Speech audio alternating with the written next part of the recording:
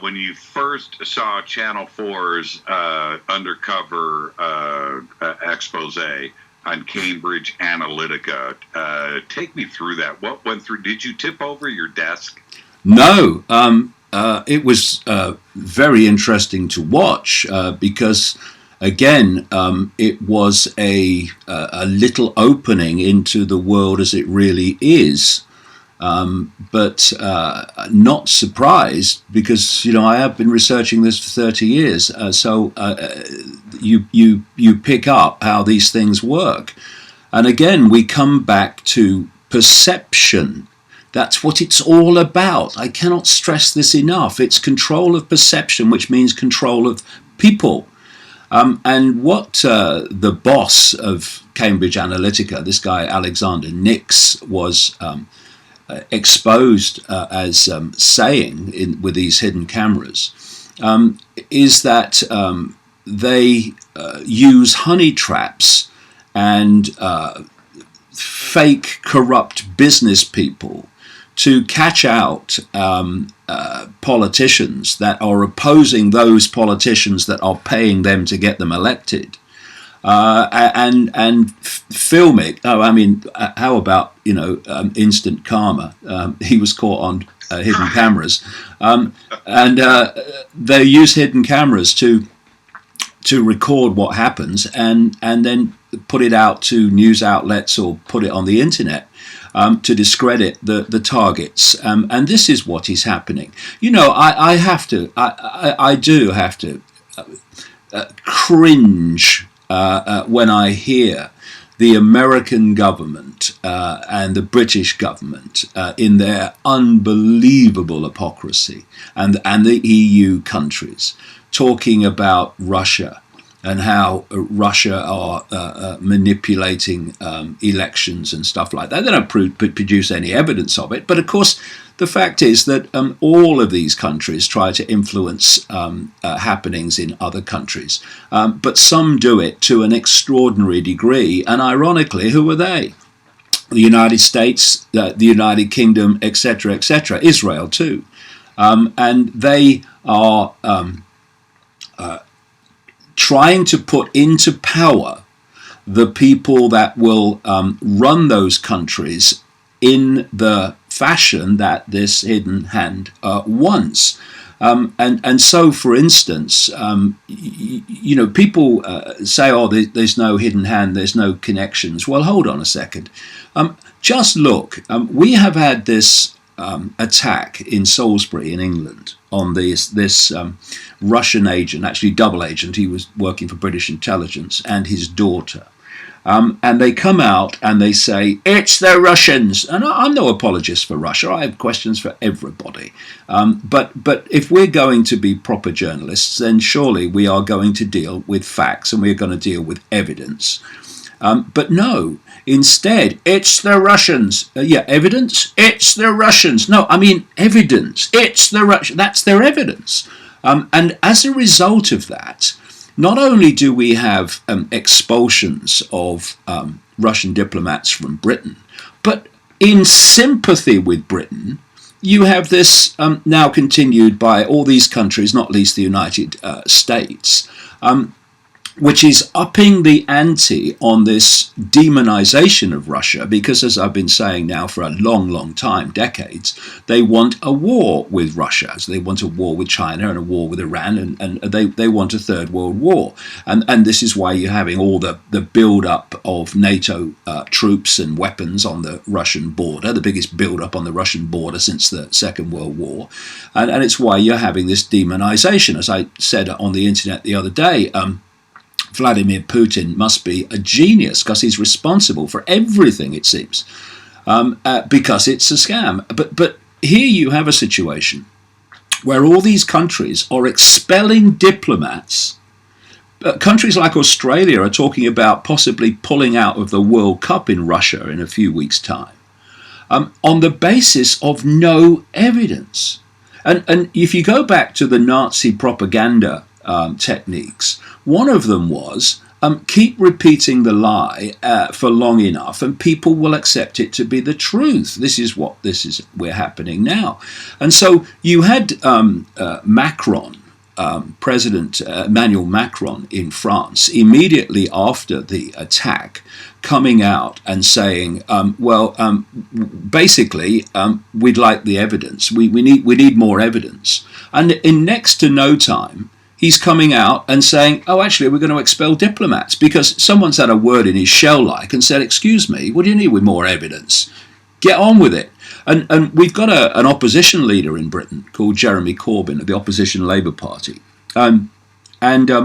He said in Parliament when Theresa May made her speech in which she said there is no alternative to the conclusion that, and he said, basically, where's the evidence? And he was not only jeered and abused by the Conservative Party that's in government, he was jeered by many of the people on his own side. This is where we've reached, Jimmy, where you get jeered for asking for evidence before major decisions are taken on the basis of a narrative that has no evidence yet to support it. We are in Orwell's world where up is down and black is white. When we talk about the data harvesting or the selling of data, it doesn't matter what definition you give it. The data came from Facebook and Facebook users. And ironically, that Facebook got caught also double dipping in that they sell the data, right? They sell it and then turn around and bring that data back in against the Facebook users and sell the advertising. They get the clicks on the Facebook ads, and they profit 2 or 3 times in a big cycle. And ethically, they have no concerns about it or how the data is being used. And I will posit here directly, this is, like you said, the tip of the tip of the tip of the tip of the iceberg. This goes on. This is business as usual with all of the big corporations that have access to your data. It's going on all over the place. And ironically, like you said, turns out it wasn't the Russians this time. It was us. It was a company based in the UK.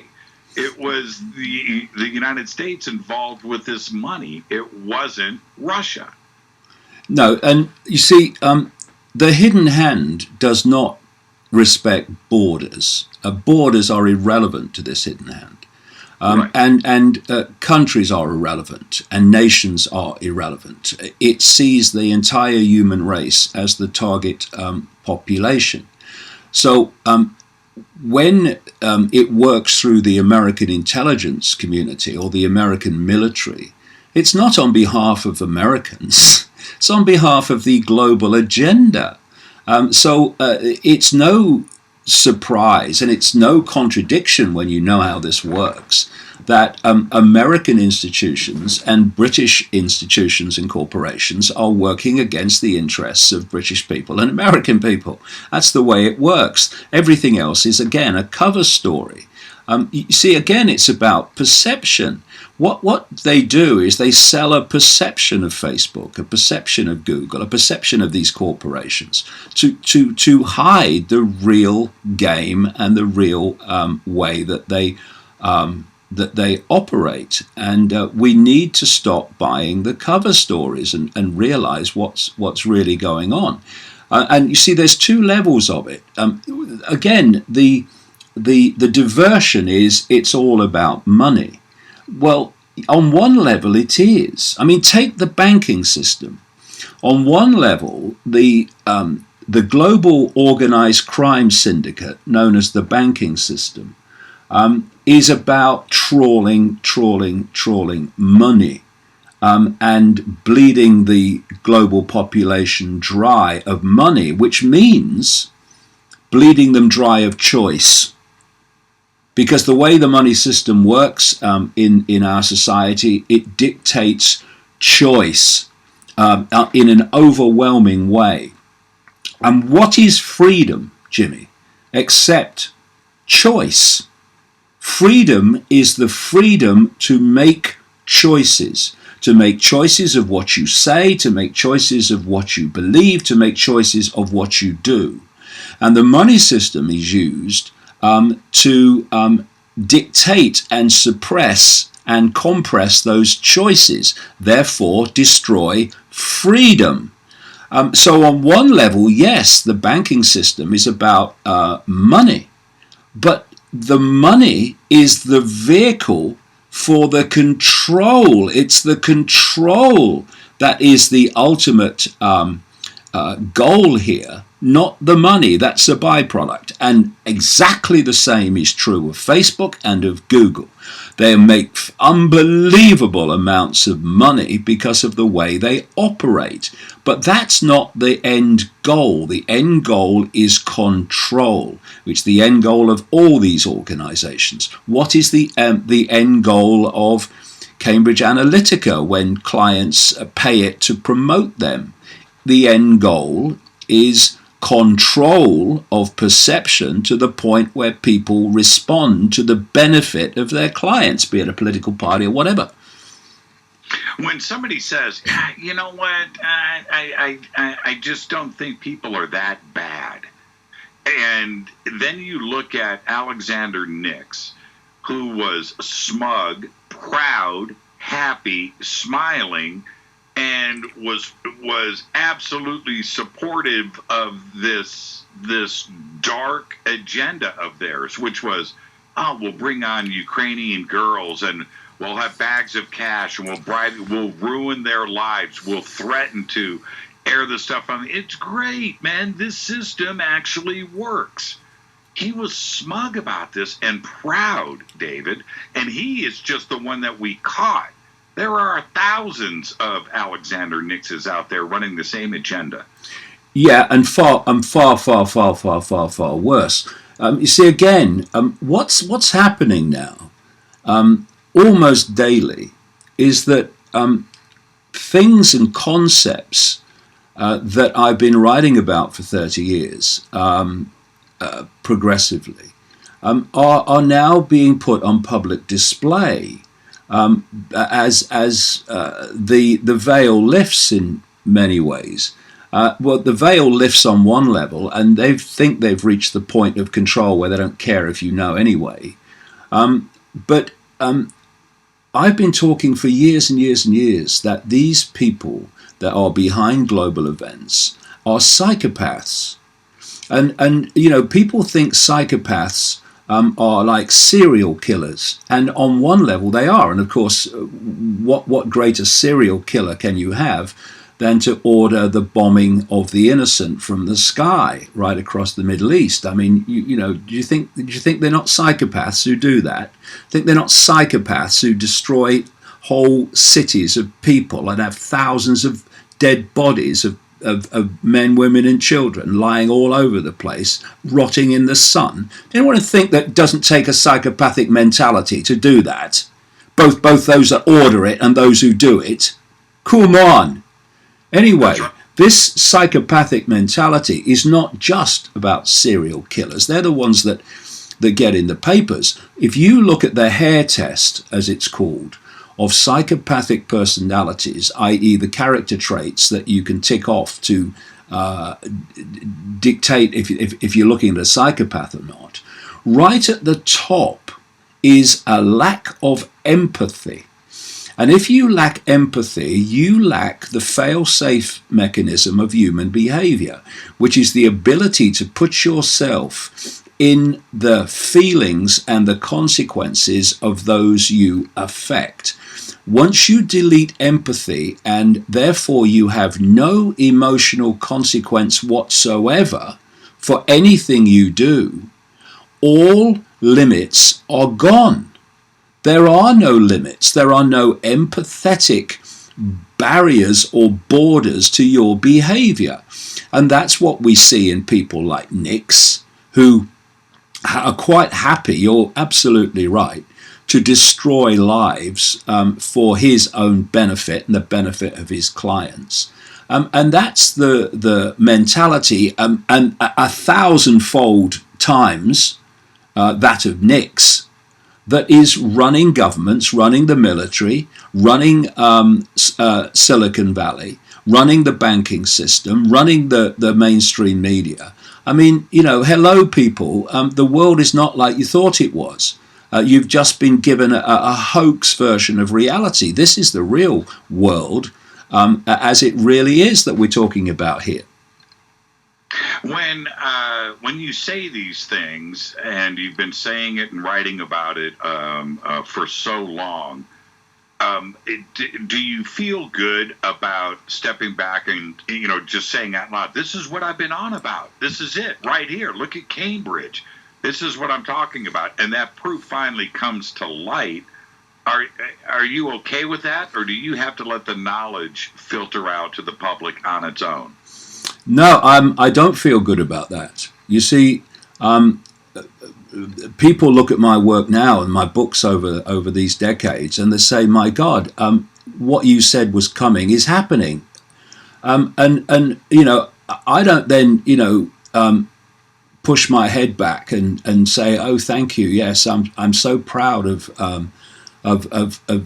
how I predicted this." No. What is the whole point of my life? It is to alert people to what the agenda is, so the agenda doesn't happen. The idea is not to be proved right, it's to be proved wrong by people in awareness of what the game really is and how it works, intervening in that game. And so it gives me no pleasure. I wonder if out in the great beyond, George Orwell gets great pleasure and pride in the fact that his book in 1948 predicted so much that's happening now. I doubt it. The idea is to stop it happening, and that's why I get up in the morning and go to bed at night, and in between I work to uncover and communicate this information, because people have to know what's going on. Otherwise, what's going on will reach its conclusion. But we have to go beyond just knowing. We might have reached the point now where people are standing on the other side of the street pointing across and saying, "Oh yeah, look, I know what's coming next. They're going to do this next. See, I told you." So what's the point of knowledge? You see, we have this phrase, knowledge is power. It's not. The use of knowledge is power. When you have knowledge but you don't use it, you might as well not have the knowledge in the first place. We've got to start impacting on this and making it the priority in our lives, particularly if people have children and grandchildren, because this is the world. I mean, if they think it's bad now, well, what kind of world are they going to live in? So this is what drives me. And I get no pleasure whatsoever in seeing what was in my books years ago actually now happening. No pleasure whatsoever. The idea is to make it not happen. That's the point. Do you think the MPs and Parliament are going to do anything about this? I know your answer is probably directly no, but you do have the British people over there that this has happened in their own backyard. And it's very public. Is this an opportunity for a wake-up call? Well, it's a wake-up call, and has been a wake-up call for a great number of people who have realized what is happening to their data. And a lot of people are deleting Facebook as a result. But there's a number of things that come out of the question, Jimmy. One of them was something that Margaret Thatcher, the Prime Minister of Britain, of course, in the 1980s, a technique that she used to use. She used to say, her phrase was tough it out. If you tough it out, if you're in a situation where something's come out and you're now in a vulnerable position because what you didn't want to come out has come out, she said, if you tough it out, in other words, if you just don't change or basically defend yourself, then something pretty soon will come along and will take over the headlines exposing what you don't want exposed with something else. and people's attention will move to the something else, and the exposure of you will start fading into the memory. And what you're going to hear in terms of Facebook is you're going to hear a lot of, oh, we're sorry, and it's the usual thing. We've got new systems in place now, and we've got new systems coming. It won't happen again. In other words, nothing to see here. Move along, please, and we'll go on business as usual. And then down the line, something else will come out to show that that it's all changed was a load of absolute nonsense. And on the other side, you've got politicians. Now, the biggest problem with politicians is, all over the world, by the way, is not that they are corrupt. I'm not saying they're not corrupt. Vast numbers of them are, but that's not the biggest problem. It's not that they're manipulative. They are, but it's not the biggest problem. The biggest problem here is that they are freaking ignorant about the world. Some of the most ignorant people on planet Earth in terms of what's really going on are politicians and journalists. And thus you have a situation with politicians whereby they are up in arms because they are seeking to play with the public mood. What's been discovered about Facebook, and they'll say this is something must be done and all this. But these same politicians are also pressurizing Facebook, Google, etc., to censor alternative narratives to official stories. This is what this hoax called fake news is all about. And so you've got politicians talking about privacy in terms of Facebook, etc. At the same time, they're pressing Facebook and these Silicon Valley giants to censor the population and destroy the basis of all freedom, which is freedom of speech. Because in the end, there is a political class, and it's a global political class, and it has the same basic mentality. It defends the status quo. That's its perceptual state. And so it doesn't matter whether you are a so-called on the left or on the right or on the center. These are just irrelevant labels. You are a member of the political class. And so this is why, for instance, Jeremy Corbyn was jeered even by his own side. We're supposed to be, the stand for the working class and all that, and oppose the government. When he asked for evidence about this alleged Russian attack, because the political class was closing ranks. That's what the political class does. It defends itself, and it defends its privilege, and it defends its narrative. Therefore, there will be window dressing reactions to Facebook, yes. But the idea will be to put distance between the exposure and the sequence of the way the world goes after that, to the point where the exposure itself starts to fade in the memory, and all consequences disappear. This whole coordination through this web that I talk about, this hidden web which connects Facebook to Google, to the banking system, to DARPA, to governments, etc. This is how the perceptual hoax works. For instance, you had a situation where a British newspaper published a story that advertisements on YouTube of major corporations excuse me, were being played on videos called extremists, like extremist Islamic videos, etc. And once that story came out, you then had this coordinated response by these major corporations, ultimately controlled by the web, saying this is outrageous, we can't have this. Are you telling me they never looked before?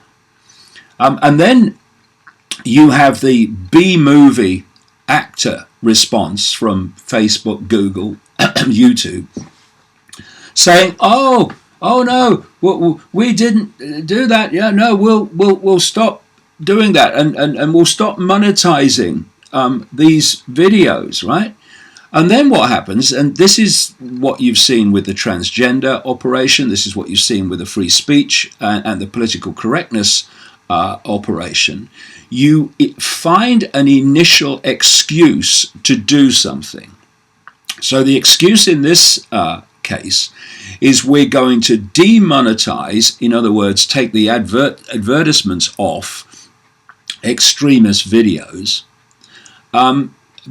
in response to the reaction of the corporations involved in the advertisements. But that's just the excuse. That's the foot in the door.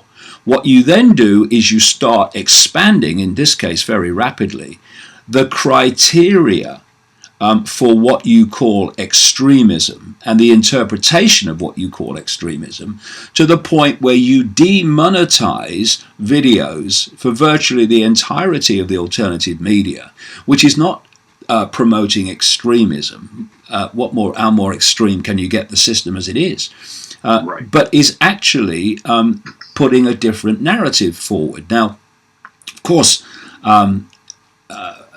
personally, I'm not dependent on that to be able to work full time, because I do books and I do events and etc.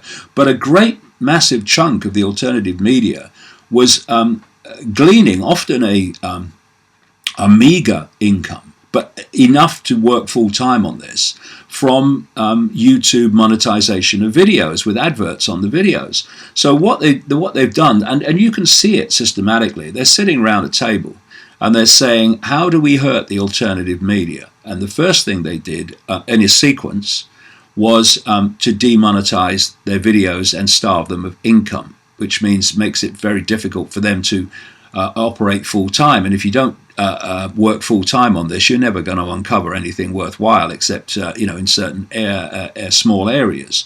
And I said in Everything You Need to Know But Have Never Been Told, which is just recently published, that this demonetization was only stage one, and the next stage was going to be deleting channels. Well, now we're already there, because this, like I say, is moving very quickly. And then you say, okay, we demonetize them, we've made them hard financially to survive, we're deleting channels so that they can't communicate to any kind of sizable audience on YouTube, another virtual monopoly.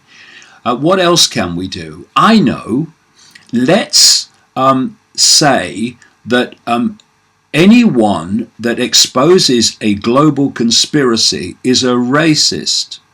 And when they say, for instance, the word globalist, which simply means someone who supports the centralization of global power, world government, world army, world currency, world central bank, etc. Let's say that calling someone a globalist is actually a cover for Jewish people. So if you say talk about globalists, then you are an anti-Semite, and will call you a hate preacher. And so what we're seeing now, and the British Labour Party, again, of Jeremy Corbyn, is facing an absolute hysteria over this whole subject area at the moment. We're seeing, sickeningly, beyond sickeningly, the use of racism and the use and the exploitation. I mean, just think about the horrors of it. The exploitation of the horrors that Jewish people suffered in Nazi Germany to justify an agenda of silencing dissent and silencing other narratives today. So this is the next stage. And political correctness, of course, is the big supporting background to this, where if you say anything that this politically correct tyranny and mafia don't agree with, then you are a racist, or you are a bigot, or you're a misogynist, or you're whatever name they come up with next. You're seeing this absolute war on the ability to say, communicate, even think anything that is at odds with the official agenda. And where does that ultimately lead? There is no alternative to the conclusion that. And all these things are connected. And we have to have some backbone. And instead of bowing to Twitter storms and getting on our knees and begging for forgiveness, we need to call these people out for what is happening. Because most of them involved in this politically correct mafia have no idea that the very, quote, establishment that they rail against is actually playing them like a violin. Right. You know, it's like, oh, silence these people, they're saying something we don't agree with. And then the system says, ooh, we'd be delighted. Thank you. Yes, we will. Oh, thank you. And what? We have reached the point of inversion where those that scream anti-fascism are using the very techniques of suppression, oppression, and free speech deletion that they used in Nazi Germany. Every time a tyranny comes to power, it seeks to delete the exposure of the tyranny and any alternative narrative to that peddled by the tyranny. This is why the Nazis burned the books. This is why they banned public meetings and broke them up of people who were seeking to expose them. This is what happened in the communist Soviet Union. What happens today in communist China. And what they're doing now is using these very techniques of fascism and calling it progressive. It's unbelievable. I mean, if you look at the let me jump in, David. Yeah. Because this is such an important point. That how do we use discernment to figure out the real truth? Because we have the alternative media out there presenting stuff, but we also have the man himself creating fake news and fake videos and fake websites. And now we're kind of stuck and our heads are on a swivel, right? We talk about Orwell in 1984. We don't even know what to watch now. How do we use a level of discernment to pick out what is the actual truth? Well, there's a number of things. Number one, get informed. Get informed of how the game is played. You go onto a football pitch and you don't know how the game is played, then you ain't going to affect the game because you don't even know the rules of the game and the techniques of the game. So get informed. There's another massive telltale red flashing light in terms of the question, is this the agenda or not? And that is this question.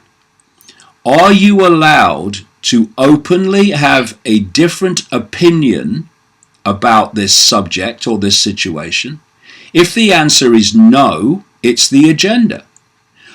Are you allowed to have an open debate and the free flow of opinion about this situation or this subject? If the answer is no, then it's the agenda. So I would invite people, look at the things that are happening in the world. Look at the things you cannot have an alternative opinion about without being called racist, a bigot, or being abused in multiple ways. And you are looking at an agenda. things that are happening for a reason. And also, there's the question, who benefits? Who benefits from me believing what I'm being told about this situation, this person, this event? And if the beneficiary is anyone that wants to centralize power, delete opinion and free speech, and all these other tenets of the system, then it's the agenda, and you should question it massively. Who benefits from the official narrative of what is said to have happened and who is responsible in the Salisbury attack? Answer: anyone that wants to demonize Russia. Who benefits from claims that Russia manipulated the election in America, when actually Cambridge Analytica was doing far more? Anyone that wants to demonize Russia. Who benefits from people being told they cannot say this or they cannot say that, they cannot have this opinion or that opinion? Anyone that wants to delete free speech. These are the simple questions that come from observation that uncover the truth and what is not true. Now, of course, you're trying to uncover something that doesn't want to be uncovered. So, of course, not necessarily every last dotted I and crossed T is going to always be correct. But in general, the alternative media is much, much, much closer to the truth, certainly the more advanced part of it, than the mainstream media. Look at the history of the mainstream media. And this is another point. This is another big red flag, which I've been saying to people for years and years and years. If it comes out of nowhere and it's suddenly everywhere, it's the agenda. That's right. So this demonization of Russia came out of nowhere and was suddenly everywhere.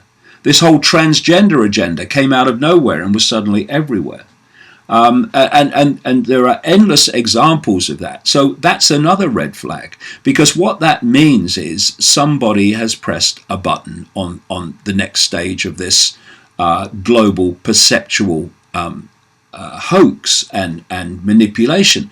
And so because I travel a lot into different countries of different cultures, I see the same things happening everywhere. Now, that is not something that's happened organically. It's happened globally. Why? Because it's a global web.